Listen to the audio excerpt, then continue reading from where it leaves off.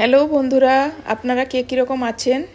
Ruby's home কিচেনে আপনাদের সবাইকে স্বাগত জানাই। আজ আমি আপনাদের কাছে শেয়ার করব বাঙালি গোটা সিদ্ধ রেসিপি। তার জন্য এখানে আমাদেরকে নিয়ে নিতে হবে,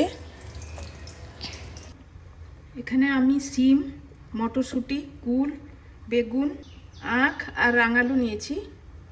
পালং শাক আগের থেকে আমি জল গরম করতে বসিয়েছিলাম, জলটা গরম হয়ে গেছে। এখন আমি মুগ আর বিরিটাকে একটুখানি ভালো করে ধুয়ে পরিষ্কার করে নিয়েছিলাম, আর বিরি কম দিয়েছি, দিয়ে এটা এর মধ্যে দিয়ে দিলাম। গোটা আলু, নুন। এখন আমি এটাকে ঢেকে দিলাম সিদ্ধ হওয়ার জন্য।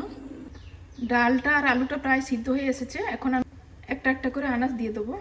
রাঙালু, আখ,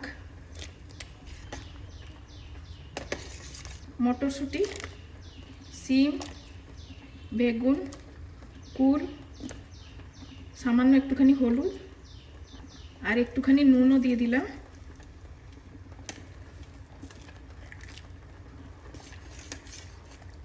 আর একবার ঢেকে দেবো।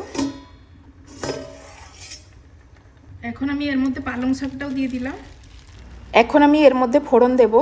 তার জন্য আমি সরষের তেল গরম করেছি। দুটো তেজপাতা, শুকনো লঙ্কা, জিরা। এখন আমি এই গোটা সেদ্ধর মধ্যে দিয়ে দেব। ফোড়নটা আপনারা নাও দিতে পারেন। আমাদের গোটা সেদ্ধ রেডি হয়ে গেছে। এখন আমি গ্যাস বন্ধ করে দেব। আলুও সেদ্ধ হয়ে গেছে। আমাদের গোটা সিদ্ধটি হয়ে গেছে।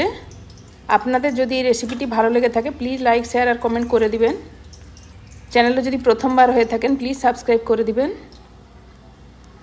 আপনারা কে কোথা থেকে দেখছেন প্লিজ আমাকে কমেন্টে জানাবেন। সম্পূর্ণ রেসিপিটি দেখার জন্য আপনাদের সবাইকে ধন্যবাদ।